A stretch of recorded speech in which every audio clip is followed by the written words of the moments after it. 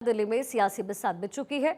पार्टियां एक दूसरे को मात देने के लिए अपने पत्ते खोलने लग गई है, लेकिन शह और मात के इस खेल में कौन कितना कामयाब होगा ये तो आने वाला वक्त ही बताएगा। दिल्ली में अहम मुकाबला आम आदमी पार्टी और बीजेपी के बीच माना जा रहा है। दोनों ही पार्टियां एक दूसरे को मात देने के लिए रणनीति बनाने में समय जुटी हुई है। जहां पर आम आदमी पार्टी ने रेवड़ी पर चर्चा कैंपेन लॉन्च कर पदयात्राएं शुरू कर दी है, तो वहीं दूसरी तरफ बीजेपी ने आम आदमी पार्टी को घेरने के लिए परिवर्तन यात्रा निकालने का फैसला किया। इसकी शुरुआत 8 दिसंबर से होगी। बीजेपी इस दौरान प्रदेश की सभी 70 सीट्स को कवर करने का प्लान भी तैयार कर चुकी है। हरियाणा और महाराष्ट्र की जीत से बीजेपी का जोश हो चुका है हाई, जिसे वो दिल्ली में बरकरार रखना चाहती है। वहीं हाशिए पर पहुंची कांग्रेस भी वापसी की कोशिश में जुटी हुई है। दिल्ली की जनता से न्याय की गुहार लगा रही है, जिसके लिए उसने दिल्ली में न्याय यात्रा की शुरुआत की। अब देखना यह है कि दिल्ली की जनता इस बार किसके सिर पर जीत का सेहरा सजाती है। लेकिन दिल्ली में चुनाव को लेकर के अपना अपना दांव खेला जा रहा है। आम आदमी पार्टी किस रणनीति पर काम कर रही है, अहम सवाल। आम आदमी पार्टी ने तैयारी तेज कर दी है। अरविंद केजरीवाल ने रेवड़ी पर चर्चा कैंपेन को लॉन्च कर दिया है। दिल्ली में केजरीवाल लोगों के बीच पहुंच रहे हैं। 6 मुफ्त योजनाओं पर आम आदमी पार्टी का फोकस है। केजरीवाल का किसी भी दल के साथ गठबंधन से पहले ही इनकार हो चुका है। सभी 70 सीटों पर आम आदमी पार्टी अकेले चुनाव लड़ेगी। 11 नामों की घोषणा अरविंद केजरीवाल पहले कर चुके हैं, उनकी तरफ से हो चुकी है। और ये वो नेता हैं जो कि कांग्रेस और बीजेपी को छोड़कर आए हैं, यानी 11 में से 6 ऐसे कैंडिडेट्स जो कि बीजेपी और कांग्रेस को छोड़कर आम आदमी पार्टी में शामिल हुए हैं। और अब इसे मुद्दा बनाकर अरविंद केजरीवाल इस पूरे दिल्ली चुनाव में बुलाने की कोशिश कर रहे हैं। एक तरफ अरविंद केजरीवाल की तैयारी तेज हो चुकी है, आम आदमी पार्टी इस चुनावी रण में उतरने को तैयार, तो वहीं दूसरी तरफ बीजेपी की भी तैयारी तेज है। लेकिन कांग्रेस का क्या होगा, क्योंकि अटकलें लगाई जा रही थी कि अरविंद केजरीवाल के साथ मिलकर के कांग्रेस गठबंधन में चुनाव लड़ सकती है। लेकिन अरविंद केजरीवाल ने कल ही ये साफ कर दिया है कि अरविंद केजरीवाल यानी आम आदमी पार्टी अकेले ही चुनाव लड़ेगी। अब जरा बीजेपी की रणनीति भी आप समझिए। बीजेपी की रणनीति क्या है? परिवर्तन यात्रा बीजेपी निकालने वाली है। कई समिति बनाए गए हैं और समितियों के साथ रणनीति बनाई जा रही है।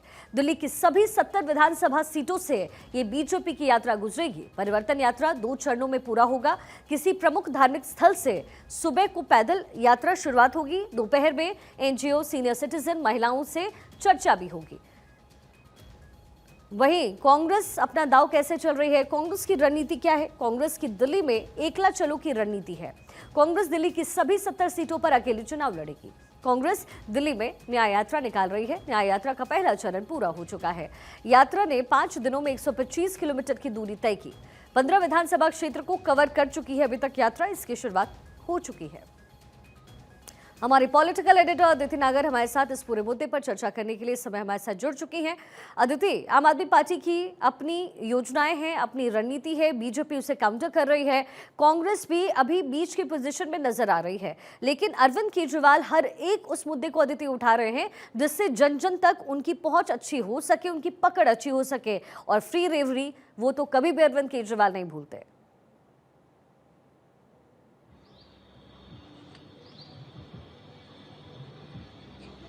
बिल्कुल, देखिए 3 ये त्रिकोणीय मुकाबला है दिल्ली के चुनाव का, और तीनों ही क्योंकि अलग अलग लड़ रहे हैं।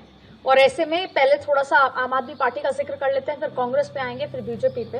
देखिए, आम आदमी पार्टी ने अब इसको ये मान लीजिए कि गठबंधन में खटपट है, या ये मान लीजिए कि हर राज्य में अपनी रणनीति के साथ उतर रहे हैं।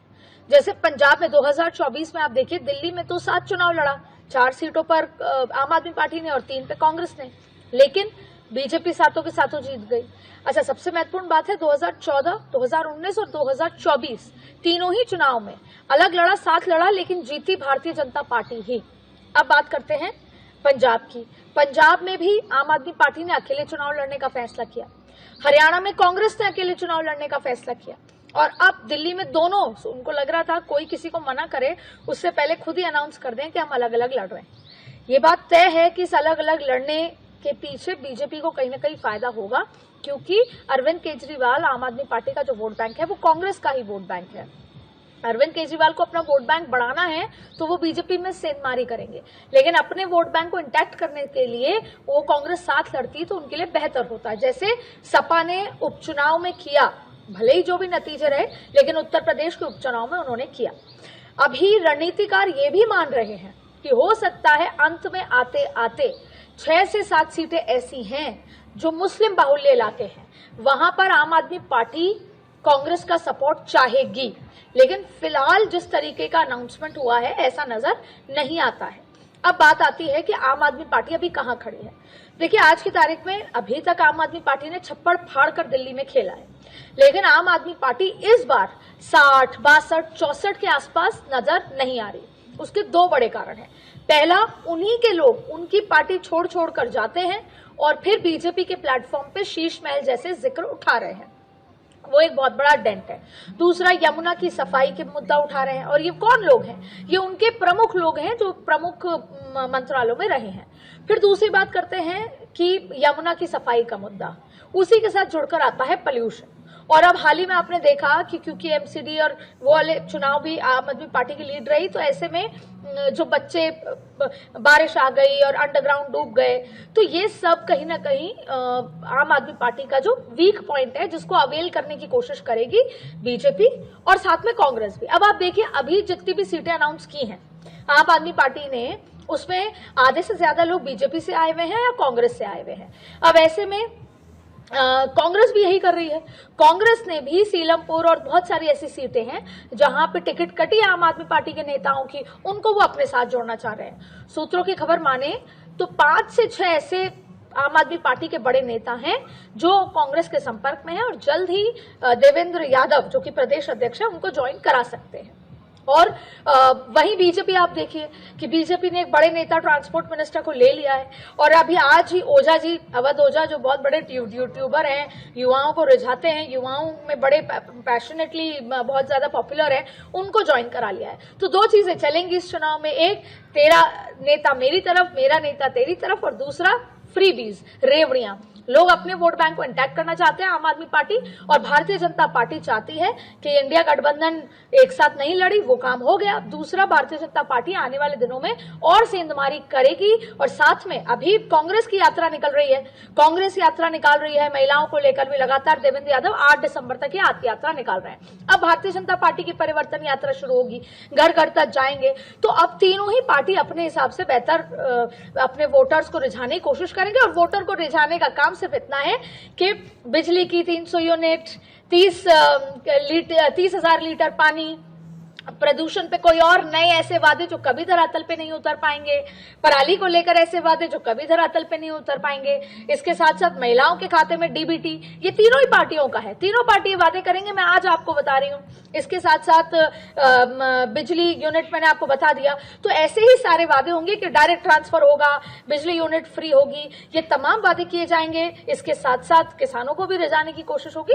तो यही पूरे काम यहाँ पर किए जाएंगे, फ्री मुफ्त। अब ये देखना होगा कि जनता कन्विंस किन के वादों से होती है, महिलाएं कन्विंस किन के वादों से होती हैं, जो अभी तक दे रहे हैं, या आगे जिन पे विश्वास है कि अगर वो सत्ता में आएंगे तो वो दे देंगे। जी अदिति, अलग अलग मुद्दे उठाने की कोशिश की गई बीजेपी की तरफ से, लेकिन जो सबसे क्लियर नजर आता है दिल्ली में वो ये है कि अरविंद केजरीवाल हो, संजय सिंह हो, मनीष सिसोदिया हो, उनकी वो जब जमानत पर बाहर आए तो जाहिर है आम आदमी पार्टी जो है इसे इससे प्रोजेक्ट कर रही है कि उन्हें गलत तरीके से अरेस्ट किया गया था। क्या आपको लगता है कि अरविंद केजरीवाल इस मुद्दे को जोर शोर से उठाएंगे? और उठाएंगे तो ठीक है, लेकिन क्या इसका फायदा उन्हें दिल्ली के विधानसभा चुनाव में मिलेगा?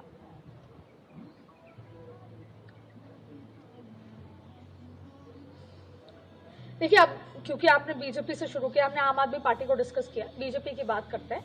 उसमें सबसे पहला सवाल आपका, देखिए जेएमएम में जब जिस तरीके से उनके हेमंत सोरेन जब जेल गए और जेल से वापस आए, तो इस पूरे चुनाव के नतीजे आपने झारखंड में देखे, तो जेएमएम को जो फायदा मिला वो 2 तरीके से मिला। पहला, एक सिंपैथी कि हमारे आदिवासी नेता को जेल भेजा, जिसको अवेल भी किया सोरेन ने, और दूसरा हेमंत सोरेन ने, और दूसरा उनकी पत्नी ने जिस तरीके से उनके एब्सेंस में चुनाव प्रचार करके महिलाओं को तो अपनी तरफ लिया ही, एक सिंपैथी वोट बैंक भी खड़ा किया।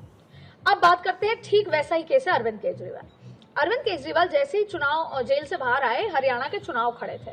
हरियाणा के चुनाव प्रचार में उन्होंने बार बार एक बात कही, ये कहा कि अगर ये लोग सत्ता में आ गए तो आप देख लो, मैं वापस जेल जाऊंगा। और ये एक बहुत बड़ा सिंपैथी, जैसे बोलते हैं स्ट्रेटेजी बयान था उनका, कि अगर ये सत्ता में आ गए तो मैं वापस जेल जाऊंगा। लेकिन हरियाणा की जनता ने उसे बाय नहीं किया। लेकिन हरियाणा की जनता और दिल्ली की जनता में फर्क है। अगर अरविंद केजरीवाल घर घर जाकर, ये अभी आने वाले दिनों में अरविंद केजरीवाल बहुत बड़ी बड़ी घोषणाएं करने वाले हैं। अरविंद केजरीवाल घर घर जाकर ये बताएंगे, खास तौर पे जो उनका वोट बैंक है, जो गरीब तबका है, ऑटो वाले, रिक्शे वाले, जो पुराना तबका है, जो या फिर जो अलग अलग जगह से, बिहार से, उत्तर प्रदेश से आए हुए लोग हैं, जो रोज की दिहाड़ी मजदूरी करते हैं, और वो अपनी दिहाड़ी इसलिए बचा पाते हैं क्योंकि ना उनको बिजली का बिल देना है, ना ही उनको पानी का बिल देना है, तो वो अपने गांव में वो बिजली और पानी के बिल का जो पैसा बचता है उसको भेजा पाएंगे अपने गांव में। तो वो पूरा तबका भी इंटैक्ट है, चाहे कुछ भी हो जाए। तो ऐसे में उनको ये कहना कि मैं नहीं बचूंगा, मैं जेल जाऊंगा, जाहिर तौर पे उनके साइकोलॉजिकल उस पर ये फर्क पड़ेगा। क्योंकि आपने, और एक और बात दूसरी तरफ ये है, अरविंद केजरीवाल जेल गए और अरविंद केजरीवाल जेल से बाहर आए, दोनों ही केस में आपने देखा कि कोई वोटर, जनता, इस तरह की कोई भीड़ आपको जेल के बाहर या सड़कों पर कोई आंदोलन ऐसा देखने को नहीं मिला, जो अक्सर पहले की राजनीति में देखने को मिलता था कि हमारा नेता जा रहा है तो आप जन सैलाब सड़क पे उतर आया है, हमारा नेता जेल से छूट कर आ रहा है तो जन सैलाब सड़क पे उतर आया है। ऐसा नहीं देखने को मिला। लेकिन अब आज की राजनीति भी बदल गई है। वोटर साइलेंट हो गया है, वोटर अपने हिसाब से चीजें करता है, वोटर चुप रहता है और फिर जिस दिन वोट जवाब देना होता है वोट देने को, उस दिन वो जवाब देता है, क्योंकि आदमी रोज अपने जीने रोजमर्रा की चीजों में फंसा हुआ है। तो ये अपने आप में बहुत महत्वपूर्ण है। कई जगह दिल्ली के वोटर के बीच में जो एक्चुअल तबका है उनका, वहां पर इम्पैक्ट करेगा, लेकिन जो मिडिल क्लास फैमिली है, जो अपर मिडिल क्लास फैमिली है, वहां पर शायद इतना इम्पैक्ट ना करे। क्योंकि एक बात बीजेपी ने और कांग्रेस ने समझाने की कोशिश की है, खासतौर पे बीजेपी ने, कि आम आदमी बन के आए जरूर थे लेकिन आम आदमी जैसे थे नहीं। तो वो बहुत बड़ा कंपटीशन है कि आप अपने वोटर के मन मस्तिष्क पर किन बातों का छाप छोड़ सकते हो। ये तीनों पॉलिटिकल पार्टी के लिए इंपॉर्टेंट है, और ये चुनाव भारतीय जनता पार्टी के लिए भी उतना ही इंपॉर्टेंट है, क्योंकि जहां पूरे देश को भगवा करने की वापस से सोच लिया अमित शाह, नरेंद्र मोदी ने एक बार फिर 240 2024 में आने के बाद, महाराष्ट्र हरियाणा की बड़ी जीत के बाद, वहां पर अरविंद केजरीवाल, जिस पर बार बार ये आरोप लग रहे हैं कि इतना बड़ा भ्रष्टाचार हुआ है, शराब घोटाला, वहां पर अगर अरविंद केजरीवाल दोबारा मुख्यमंत्री बनकर आ जाएंगे तो ऐसे में भारतीय जनता पार्टी को जनता ये जवाब दे देगी कि हम इनको कटघरे में खड़ा नहीं करते, हम इनको बरी करते हैं। और भारतीय जनता पार्टी को भी ये समझ आ जाएगा कि हमने देश भर में संगठन खड़ा किया, लेकिन हम दिल्ली में अपना एक चेहरा, एक संगठन खड़ा नहीं कर पाए। और क्या नरेंद्र मोदी के चेहरे पर दिल्ली की जनता वोट करती है या नहीं, इससे बहुत सारी चुनौतियां भारतीय जनता पार्टी के सामने खुद खड़ी नजर आ रही है। अदिति, हमने देखा कि किस तरीके से जोड़ तोड़ की राजनीति भी हमेशा होती रही है, खास तौर पे बीजेपी की तरफ से तो जरूर हुई है। अब ऐसे में क्या उन लोगों को तोड़ने की कोशिश होगी, क्योंकि हाल ही में जब खबर आई थी कि सौरभ भारद्वाज भी बीजेपी को ज्वाइन कर सकते हैं, इसका मतलब है कि अगर ये आग लगी इस बात की तो चिंगारी कहीं तो होगी। क्या सिर्फ गहलोत को लेकर के ही ऐसी चर्चाएं भी, या बीजेपी की स्ट्रैटेजी में ये भी शुमार हो सकता है?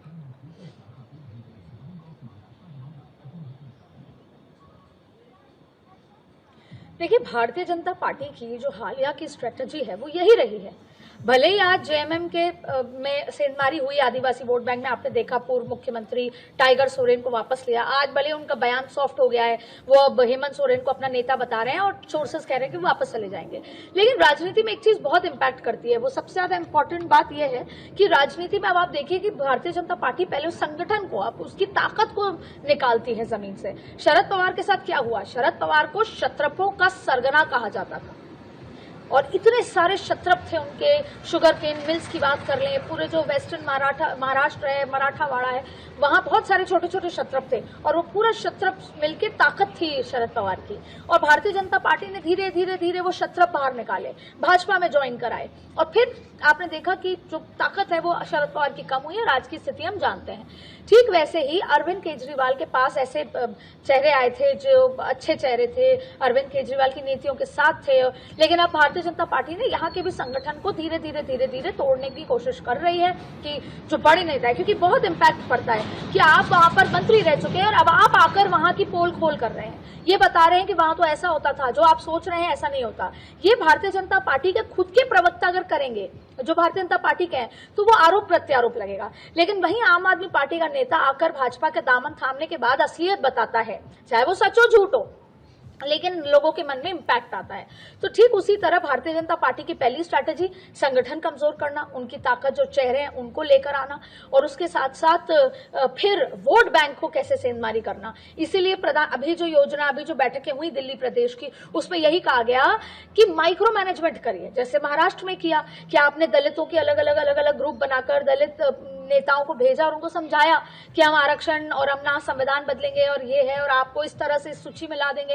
ठीक वैसे ही यहाँ पर भी महिलाओं की बैठकें होंगी और जो होंगी 8 बजे बाद उनको समझाया जाएगा कि आपका भविष्य क्या है, आपकी बेटी का भविष्य क्या है, आपको केंद्र सरकार क्या क्या दे सकती है। ठीक वैसे ही उनको समझाया जाएगा कि डबल इंजन की सरकार होगी तो क्या क्या होगा, क्योंकि दोनों सरकारों के बीच में इतना रिफ्ट है, इसलिए दिल्ली का विकास नहीं हो पा रहा है। ये सब भी तो एक तो है बयानबाजी खुले मन से, एक है under the carpet micro management, छोटे छोटे जो वो वाले जो स्विंग वोटर्स हैं। तो भारतीय जनता पार्टी ने स्विंग वोटर्स को आइडेंटिफाई करके उनके साथ बैठकों का प्लान करा है। तो जो वहां के जाति के बड़े नेता हैं वो जाएंगे, समझाएंगे कि मोदी जी क्या कहते हैं, उनकी योजनाएं क्या हैं और आपका विकास कैसे होगा। तो ये तो भारतीय जनता पार्टी का पूरा प्लान है और इस बार अरविंद केजरीवाल को मुख्यमंत्री बनने से रोकना ये बहुत जरूरी है भारतीय जनता पार्टी के लिए। अब आती है बात कांग्रेस की। कांग्रेस आज भी कोई कहे या नहीं कहे, साइकोलॉजिकली आप दिल्ली से कांग्रेस को माइनस नहीं मान सकते। उसके पिछले चुनाव में क्या कंट्रीब्यूशन रहे, लेकिन आज भी लोग शीला दीक्षित को याद करते हैं। ये कांग्रेस की गलती है कि वो खुद शीला दीक्षित को याद नहीं करते। इतनी बड़ी यात्रा निकल रही है, शीला दीक्षित के कामों को अगर आज गिनाया जाए तो शायद दिल्ली की जनता साइकोलॉजिकली उनको नॉस्टैल्जिक फील करेंगे। शीला दीक्षित किस तरीके से रात को 3 बजे निकल पड़ती थी और मौका मुआयना करने, वो पेट्रोलिंग करने की उनकी आदत थी। तो शीला दीक्षित के कामों को याद दिलाना, अपने पुराने वोट बैंक को घर वापसी कराना, ये बहुत संगठनात्मक और बहुत ही मेहनत का काम है। और अभी भी भारतीय जनता कांग्रेस भले यात्रा निकाल रही है, मैं आपको देवेंद्र यादव के बारे में बताऊं, जो भी काम करते हैं बड़ी मेहनत से करते हैं। मैंने बहुत क्लोजली उनको बतौर सचिव राजस्थान में देखा, मैं अभी भी बहुत क्लोजली उनको दिल्ली चुनाव में देख रही हूँ, और तमाम तरीके के उनके साथ अजय माकन है, तमाम लोग हैं। लेकिन यहाँ पर अभी पूरे कांग्रेस को मेहनत करनी होगी। राहुल गांधी, प्रियंका गांधी को सड़कों पे उतरना पड़ेगा, वैसी अभी मेहनत होती नजर नहीं आ रही। लेकिन फ्रीबीज की प्लानिंग कांग्रेस में भी चल रही है, 6 बड़ी गारंटीज की प्लानिंग कांग्रेस में भी चल रही है। बिल्कुल, और अदिति, फ्रीबीज के ही मुद्दे को लेकर के लोगों तक पहुंच रही है पॉलिटिकल पार्टीज। हाल फिलहाल के दिनों में हमने यही देखा है